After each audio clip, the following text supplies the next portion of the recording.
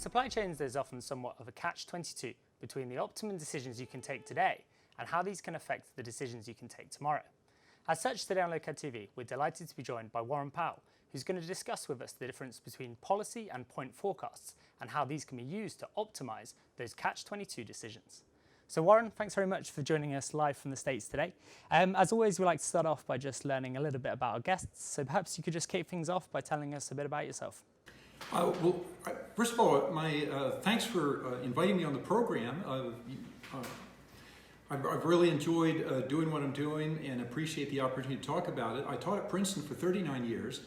And about 30 years ago, I set up this lab called Castle Labs. I was doing a lot of work with industry, and I had gotten my start in freight transportation. Now, academics will get a lot of money from governments and whatnot, but our major source of funding was from industry. And I also realized that one of the weaknesses of government funding was that they don't have any data. They don't actually have a problem. So I developed this unique university-industry collaboration through Castle Labs of working with industry and tackling their problems. There was this early interest in using computers to help run companies more efficiently. So the lab went very well. It grew very quickly. I was very lucky to get a large number of students. I think I ended up graduating about 60 grads and postdocs. And I will point to them as the major source of, I think we wrote about 250 publications. That's largely the work of the students. Started 3 consulting firms. The most recent is Optimal Dynamics that I'm still involved with. In fact, I retired last year to become more full-time involved in Optimal Dynamics. It's a very exciting opportunity. Okay, sounds great. And today our subject's kind of all about kind of optimizing those decisions that you take within a supply chain. Perhaps you could just start us off by sort of telling us what are the sorts of uncertainty that you can kind of observe within supply chain management? Well, I do have to give one more bit of background, which was that one of my very earliest projects was with truckload trucking. And the one thing that with truckload trucking, and the introduction came from a large company called Schneider National. They already had computer models that would plan into the future deterministically. And they said, look, truckload trucking isn't deterministic. We don't know what's going to happen tomorrow. We don't know what's going to happen today. And I found that the academic community hadn't learned about how to really model these problems and solve them on the computers. And so it sort of launched several decades into me simply saying, okay, how do we even think about this problem? Because the academic community really didn't have it worked out. So as I've moved from truckload trucking, so truckload trucking is large and it's complicated. It's not anywhere near quite as complicated as the supply chain. So with truckload carriers, the major issue is will the shipper call on a load or not? How many loads do I have to move? And then there's a few other sources of noise, like does the driver show up and does he get caught in traffic? It's not quite nearly on the same scale as supply chains. So supply chains, you get into it, and so first of all, in truckload trucking, you might be making decisions a week or 2 in the future. Most of it tends to be 3 or 4 days out. Supply chains, you can go out 100 days, 150 days. Ordering product from China can take multiple months. In those months, you can have major events, you can have major storms, you can have political problems, you can have labor problems, you can have commodity shortages. And a lot of this is actually happening to us today. The supplier has a lot of noise in terms of how long it takes for him, think of it as the manufacturer in China, to actually build the product that you're asking for. He may have to fire up a manufacturing line and get his parts and supplies lined up. Then you put it on the cargo ship, and the cargo ship can take 30 days, but it could take 35 or 36, depending on storms and weather. You can have port delays. When the product actually gets off the ship, it's got unloading, you've got to put it on a railroad or a truck. Then when it finally arrives, you have to look at it and say, was it up to standards? Is the quality okay? I mean, it's just this litany of different forms of uncertainty. Yeah, and Joannes, that's what we're going to discuss in a bit more detail today, is kind of what Warren was discussing there, that wide kind of variation in time frames. Why is that interesting? What do those differences in time frames mean from maybe a more technical perspective? I believe that the work of Professor Warren Powell, is very interesting, but maybe for a slightly different aspect. I mean, which is the sequential decision-making process. If I digress slightly, where I believe that for the topic of interest, I would say the uncertainties are a bit of a technicality in the way, but I would say the core of the problem challenge by Professor Powell is to start even thinking about what about those sequential, those decisions that you make in sequence. And the trick is that, and where it gets very odd, is that the future is shaping the past, which feels kind of wrong in the sense that the decision that you want to optimize right now actually depends on decision that you will take later. And you see, and whether the decision you're taking right now is a good one or not, it very much depends on the decision that will be taken later.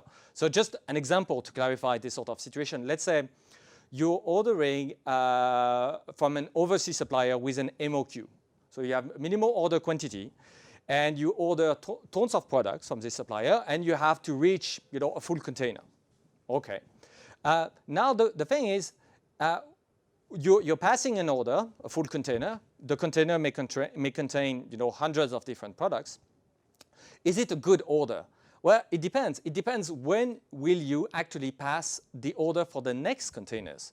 Because you see, the thing is, if you run out of a product just a few days after ordering your container, you may have a stock out for this product, but can you actually pass an order, yet another order from your supplier? No, not really, because this product on its own is only a tiny fraction of a whole container. So you're stuck. You're stuck with the fact that you've ordered a whole container, and you have to wait until you have essentially an order capacity, that is convenient, that is compatible with ordering a full container again.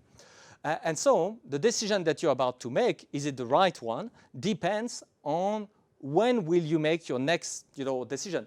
And the reality in supply chain and in trucking in many areas is that when you start thinking about what does that really mean to have a good decision, well, it has to be a decision that plays well with a decision that will be made later on. Just like if you're playing chess, it's not about did I make the correct move right now. Doesn't really it only make sense to say this is a good move with regards to all the other moves that are about to be played. That's what it means.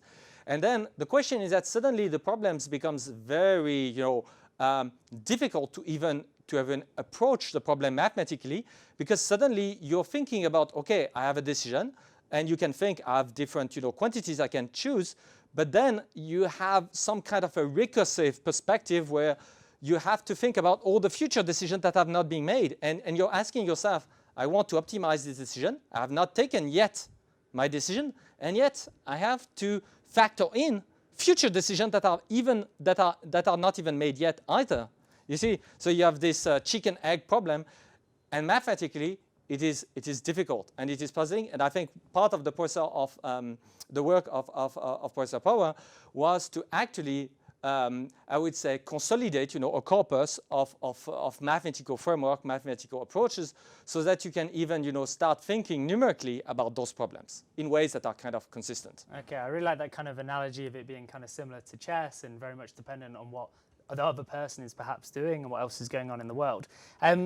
Warren, if the future is very much kind of shaping the past, how do you measure actually how well you're doing and how good your decisions that you're making are? Well, all companies have ways of measuring performance. They call them the KPIs, the key performance indices. So they have all their metrics of on time, costs, productivity.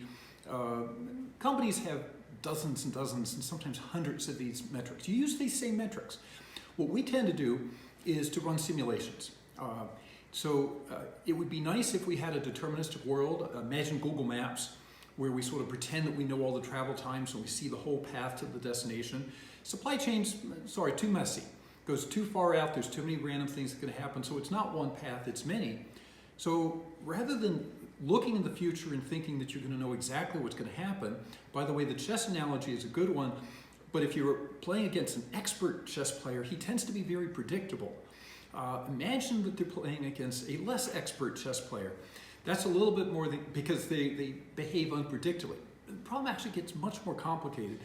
But to keep it simple, imagine that the computer can just run simulations. Now, as we get into the future, I need to have a rule. I like to call it a policy, a method for making a decision that will tell me what decision I'm going to make no matter what happens. So that I can run these simulations, and anytime I get to a point where, a month out and, I hit an order quantity or I need to make a decision, I have some rule. And then computers can make these simulations very quickly. We can run 100 different scenarios. Joannes, I think you like that word, into the future in parallel. So this can all be done very quickly. And then what you do is what any company does. You use whatever metrics you use to evaluate your performance. Now, with all of those, I can be looking at a decision now. Should I order? Yes or no? How big should the order be? I look at the decisions I'm trying to make now. Now I simulate them out into the future, and I look at my various metrics, and I come back and say, what would be the best decision now? So now, ultimately, I may just have a rule for making a decision now, but do I have the best rule? We will use simulators to tune that rule to say, what is the rule that's working the best, considering not only what you do now, but what you'll do in the future.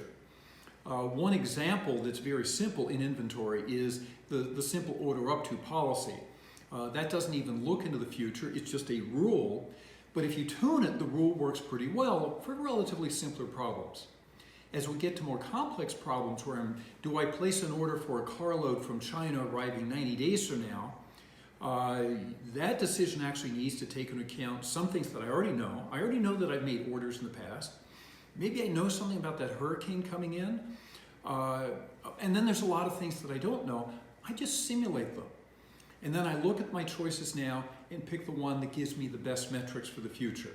Just think of it as simulation, and then simulating running your company the way you normally would do and evaluating it the way you normally would do it. Okay, sounds interesting. Joannes, kind of what are your thoughts on this kind of policy approach? Does simulation actually work in your eyes? Yes, very much. Actually, when you start thinking about forecasting, the modern approach, I would say, where you start thinking about probabilistic forecasting, there is a duality between essentially a probabilistic forecast and a generative model. A probabilistic forecast gives you probabilities of certain futures. And if you have probabilities, well, you can sample. So that means that you can draw, samples, deviates from the probability distribution that gives you, example of possible futures that are aligned with the sort of probabilities that you have. But you have also the generative model where you generate futures, and if you average out your generations, you end up with the probabilities of your probabilistic model. So essentially, a generative model or a probabilistic forecasting model are just two different ways to look at the same thing, essentially. And whether you want one or another is more a matter of technicalities of what is more appropriate for the numerical resolution of your problem. And that's I completely agree. It is of very high interest. And then the rule that Professor Powell is describing, it's very interesting but it's also a source, I believe, of confusion.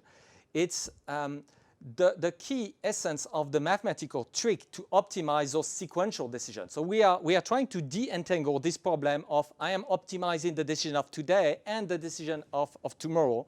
The idea is that we say it's not about the decision, it's about the decision making, you see. And so you need to elevate from, instead of thinking decision, I'm thinking I need to learn the decision making mechanism. And this decision making mechanism, it can have many parameters that can, up to that can be, tuned. And so the problem, and that's exactly what a policy is. A policy is fundamentally, some kind of abstract rule that can have, parameters typically that can be learned one way or another. And so the idea is that you want to be able to confront your policies that generate decisions.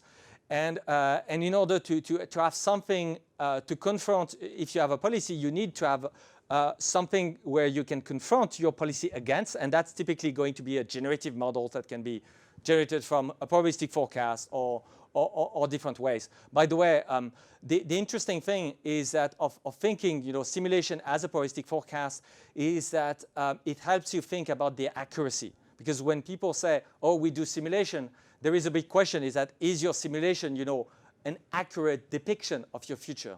And And usually, if you want to be able to answer your question, you need to adopt, the probabilistic forecasting perspective, so that you have a way to assess whether your simulator gives you an accurate depiction of the possible futures of your company. And then, okay, but that's just the forecasting start. And then you have this policy, which is an abstract object. It can be something very simple with just one parameter, just the reorder up to. You just have the up to, that is, the question mark that you want to learn. And then, in my experience, certainly the problem becomes very much a problem of I would say, of practicalities to actually deploy those sort of ideas in the field. If we start looking at the sort of field where we have tried to actually learn, those policies, there has been a whole. It is, I would say, an exceedingly difficult problem from a numerical perspective. It is very difficult. And there has been decades of research of things that were, in my views, not very, very successful in terms of numerical achievement. Mostly I would say, the old school reinforcement learning. It's not that it is very difficult problems. And so there were tons of techniques where it was working, I would say, on toy setups, very simple problems. But if you wanted to deal with problems with thousands, possibly millions of variables, it's difficult. So in the lab, it gives you results. In the industry, and this sort of thing where at least I believe that it's interesting, I would say those times are kind of interesting, is that one of the side effects of the breakthrough of deep learning was better classes of mathematical optimization methods that works very well, that is essentially stochastic gradient descent, that works very well in presence of noise with tons of variables. So it's not exactly something that was designed for policy-making processes. It's just that there has been progress in computer science to basically have optimization methods that works in noisy environments with in situations where tons of variables are in place. And it's the sort of toolings that emerge from deep learning, in my views, are very high interest for essentially policy optimization I would say, in settings that are like real-world settings that are very complex, where your simulation is going to involve potentially thousands, if not hundreds of thousands of SKUs, hundreds of days ahead, and with maybe half a dozen of entangled uncertainties, uncertainty of demand, of lead time, of commodity price, of cannibalization, of competitor moves. They are not very complex, but they are just all entangled. And so you need to be able to embrace this sort of ambient complexity so that your simulator is not like super, super naive with regard to possible futures. Okay, Warren, would you kind of agree with that? I mean, how would you sort of go about building kind of those machine learning kind of algorithms to take those kind of policy-based decisions? Well, so let's first of all remind ourselves that humans are using policies also. Anytime a decision is made, you're using a method. Let's call that a policy, but it's a method, okay? It's, use whatever word you like. I have a table in my book that has 45 words in English for how to make a decision, okay? So you take whatever method. Humans are using a method. Everybody's using a method. So this isn't actually new. What I've done is I said there are 4 fundamental classes of methods. So the order up to is one of the 4 classes. It's called a policy function evaluation. Let's take Google Maps. That's a look-ahead policy. So in inventory planning, people have a tendency to use this, when the order goes below something, order up to something. It's that simple PFA. When you have these long supply chains, you really do need to think about the future. That's a direct look ahead. So now we've covered 2 of the 4 classes. So the thing is, these 4 classes are just articulating what we're doing anyway. Now, in order to find out what's the best class, you have to simulate and see how it works over time. Now, in a trucking company, I could come up with an idea, test it for a few weeks, and see if it works. Can't do that with supply chains. It takes maybe close to a year to see if something's going to work. The time frames are just too long. And so this is why computer simulations are almost irreplaceable, because short of a computer, you're just making it up. You're just a bunch of people around a table arguing and saying, oh, well, I think this is better, and somebody else thinks this is better. And that's what you see in the supply chain world today. It's a lot of people yabbering and talking at each other, but nobody has any evidence or whatnot. I have spent my career at Castle Labs building simulators. And we do simulators for strategic planning, we do simulators for tactical, we do simulators to simulate in the future to help me to decide, did I make the right decision right now? And the thing is, without that, what else are you going to do? I mean, I could try an idea, wait for 3 months, try a different idea, wait another 3 months. Of course, the next 3 months have nothing to do with the first 3 months. I don't see any way to avoid having a computer to say, here's one method of making decisions. Here's either a very different way or a slightly different way. Another way of making decisions. Which one seems to work? And you run your simulations. Simulations are never perfect, but what's better? Name me something that's better. And the process is actually very simple to understand. Number one, so here's one of the hardest things I find in supply chains. Ask a supply chain guy what decisions he's making. I can't believe how many people will look at you blankly and go, well, I never really thought of it that way. There's more to supply chain than just ordering inventory. There's a lot of things going on. Second thing, what are your metrics? It's not just one, there's a bunch of them. Third thing, what are your sources of uncertainty? Okay, we can have a long discussion about that, and you're not going to list all of them. I'm sorry, these big supply chains, you're talking about global uncertainties, but you do your best. Who was going to anticipate that ship got stuck in the Suez Canal? I mean, who's going to anticipate COVID, whatever. But there's a lot of noisy things you can anticipate, and we need to be aware that these things happen. And so once you've got the, you know what decisions you're making, you know how you're being evaluated, you know the uncertainties, now you're down to how to make the decision. And guess what? I've got my thing of 4 classes of policies. All from the simple order up to the most complicated full look ahead. You can look ahead deterministically like Google Maps, or you can look ahead with uncertainty. And I think this is the world that we're going. So when I talk to people in business and you use the word forecast, I have this feeling that every time I hear the word forecast, they mean point forecast. What I've loved about this show is I don't have to have that argument with you guys. You could fully understand the need to think, I'm sorry, stochastically. You have to think about the uncertainty of your forecast, which means you have to think about rules for making decisions rather than the decision. And it's all very straightforward. Yes, we need the computer. If you're not going to use a computer, let me know what you're going to do. If you got a better idea, I can't figure it out.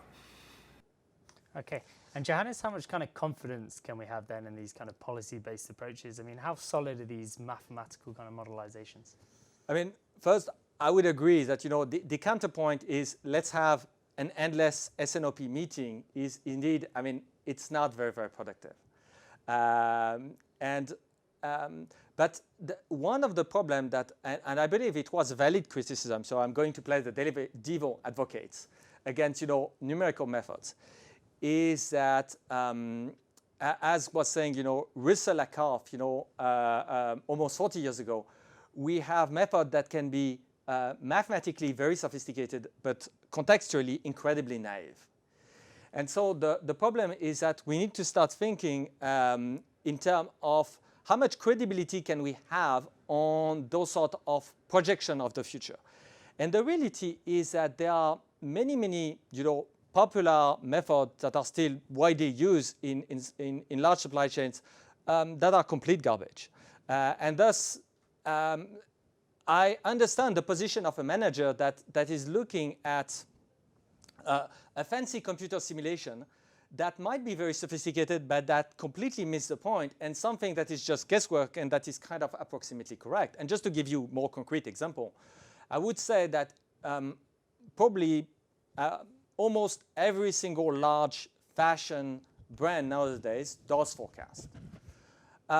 Most of them are doing point-wise forecasts. So you take your products and you try to have like weekly demand ahead. And I would say if I were to have an estimate, I would say that rounded to the most significant digit, about 0% of those fashion brands are actually taking into account cannibalization and substitution. So you have an entire, you know, industry that where basically people just walk into a store, let's say a fashion store. You don't know which shirt, which, you know, top you want to buy. It's just a matter of you just have a feeling and you pick one that fits, you know, your taste, your guts or whatever.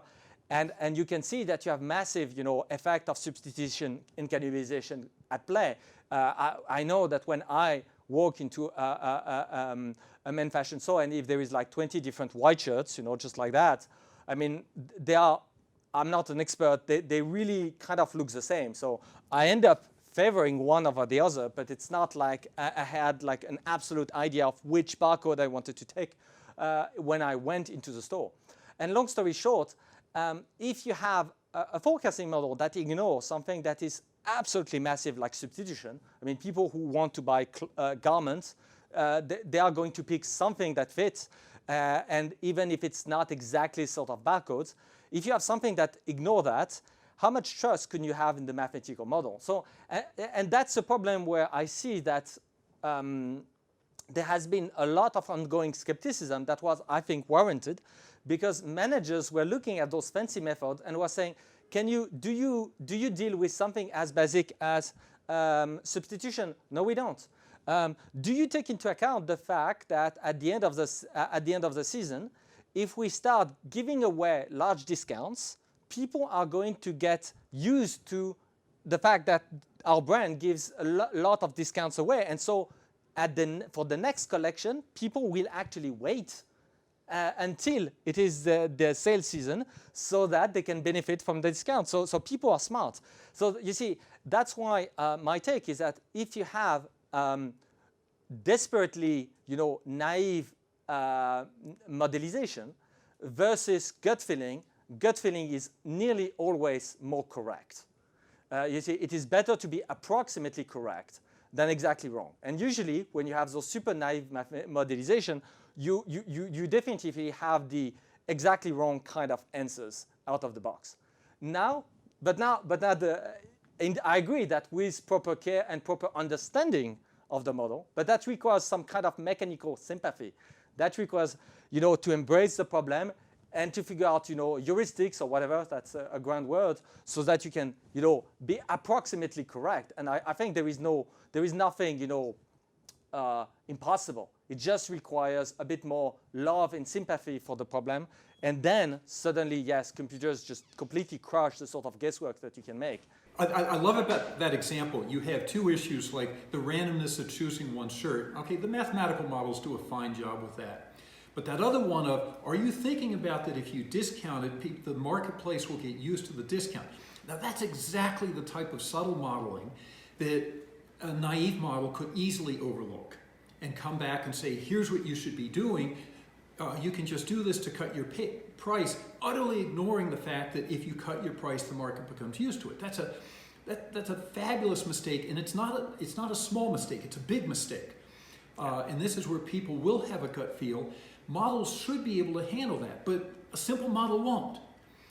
I would spend years in the lab building models that the companies that were funding me would build confidence in. I mean, we were working mainly in freight transportation, but we got to the point with Norfolk Southern. It took us 6 or 8 years to get a model that they said, okay, Warren, now we trust the model. It was a lot of work. Your subtlety about the market getting used to something, that is such an easy mistake to make. It's a big mistake if you ignore it. You can't ignore it. This is why these models aren't easy. You do need to calibrate them. You do need to have good statistics. You need to ask these questions. You need knowledgeable people who will say, are you thinking of this? Are you doing that? But I'm also going to argue that to be constantly just pulling things out of thin air, that's going to be tough, because I think an awful lot of what people are doing is they are just making it up. And to say the gut feel, the thing about the market and not realizing that the market can anticipate you cutting, that's a big issue. But then there's a lot of operational things where I just think there's too many variables for a human to consider. And so one way to cover them, you just order more inventory and you slather everything over with inventory and hide it. That's expensive. Now, if you use point forecast, your tendency is to go with very thin inventories. We're learning that's not the right thing either.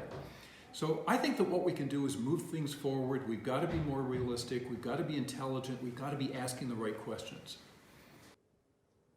And Warren, let's go back to kind of that idea of trust. When you're building these kind of policy-based forecasts, how do you get people to really visualize and really buy into kind of that vision? Because one of the real problems we had at Lokad when we were building kind of those probabilistic forecasts is it was really difficult to get people to visualize exactly what we were doing. So how do you kind of tackle that problem? Well, the work we were doing mainly in freight transportation is we will do probabilistic forecasts of what shippers can do. But then what we do is we run the simulations and then we look at what the trucks are actually doing to say, does that seem reasonable? And then we will put together metrics of how many times are we covering loads or getting drivers home. We look at the KPIs, the standard KPIs that any company would do. So you can do your probabilistic forecast, run 1,000 simulations, pull together your KPIs, and then turn around and say, does this look reasonable? Okay, I mean, you've got to do a certain amount of try this, run this, look at what changed, and smart people who understand the problem. It can't just be a bunch of computer programmers. Have got to be looking at the KPIs and looking at the right metrics to say, is it behaving right? We're doing this all the time. And we'll start sort of wrapping things up then. Johannes, how would you kind of compare your journey to Warren's? It sounds like you've had some fairly similar sort of experiences along exactly. the way. I mean, in the Lokad, the terminology, those people who are going to have some programming skills and I would say in-depth knowledge of the supply chain problem itself happen to be in the Lokad terminology supply chain scientist. And it's, and indeed, I mean, it cannot be approached from a monolithic single metric perspective. This is usually very deceptive. It is usually, when you do that, you end up with something that is very, I would say, Kaggle-like, and not in a good way, where you see you just micro-optimize one metric, but then you completely game this metric way past its point of irrelevance. And so the approach is typically to have lot of metrics that helps you, instrument your setup so that you can identify the areas where you're doing something very, very wrong. And that's something that we call at Lokad experimental optimization. Essentially, the idea is that you want to identify the situation where your numerical model that generates your policy, etc., is just going to generate very crappy kind of decision. And that's typically the entry point to diagnose what's wrong. And so the way to identify those outlier decisions that are missing something, you're missing an elephant, is to look at the problem from many angles, because usually those very incorrect decisions that can be very, very costly, but that they are also infrequent. So if you only look at your averages, looking at your metrics, because obviously you have like probabilistic metrics. So what you're looking at is typically averages over many, many situations. And the problem with averages, it can hide something that only happened, once in 1,000, but it multiplies your cost by a factor 10. So it's still a big mistake. It's still a very dumb mistake. But if you look at your average cost, you don't necessarily, it's not as, I would say, obvious. So that's why we typically try to instrument that. And indeed, the key is to have people that are supply chain engineers first and foremost, rather than being, let's say, data scientists or software engineers. Which bring me to maybe, but that would be the conclusion. Then you suddenly need to have some sort of tooling so that you can operate with a decent level of productivity. But that's a completely different problem. Okay, we'll have to wrap it up there, but Warren, we'll leave the last word to you. Kind of, what are your hopes for the future? Can you see everyone sort of using these policy-based methods one day? Well, so first of all, because everybody uses policy-based methods today, yes, I think this is the world forward. The Google Maps of point forecasts, I'm sorry, it's just not going to survive. I mean, you have to understand, it was the beginning of my career in 1981 that Schneider National, at the time our largest truckload carrier in the United States and an early pioneer of analytics, 1981. They already had computer models running, but they moved forward with point forecasts. And they were the ones who came to me and says, Warren, the world is stochastic.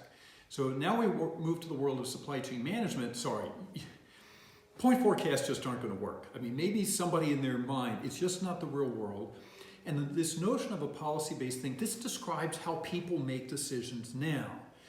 You can have simple policies like order up to, you can have look-ahead policies.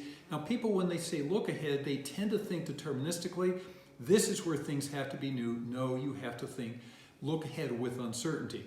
But the computers are now there. I mean, back in the 1980s, gosh, the computers were an embarrassment.